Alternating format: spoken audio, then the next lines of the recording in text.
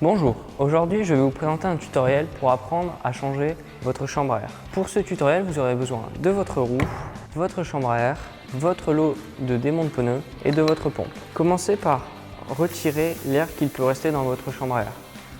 On commence en insérant le démonte pneus entre le pneu et la jante. Vous pouvez venir l'insérer.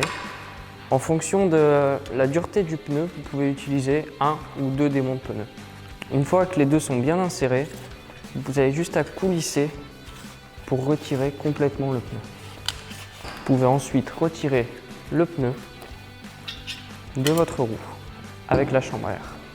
Une fois que vous avez retiré le pneu, vérifiez que le fond de jante est bien centré à l'intérieur de la roue pour éviter que celle-ci provoque un pincement.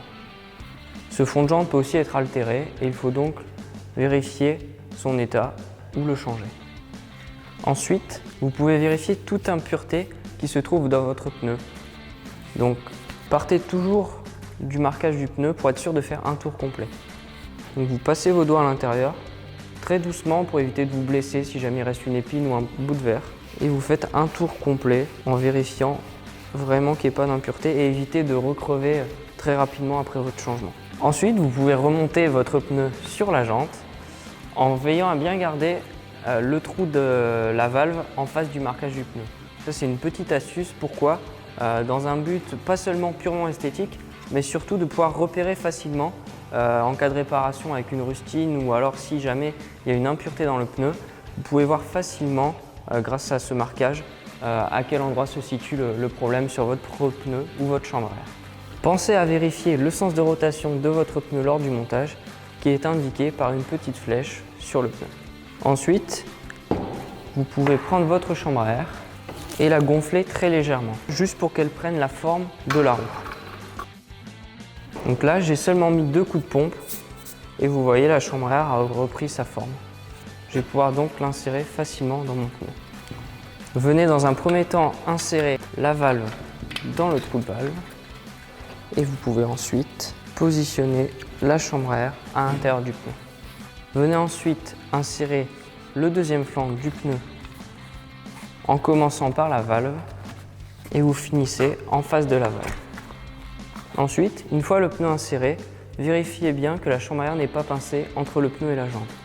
Pour ceci, partez de la valve et vous venez faire tout le tour en regardant bien qu'il n'y a pas de pincement.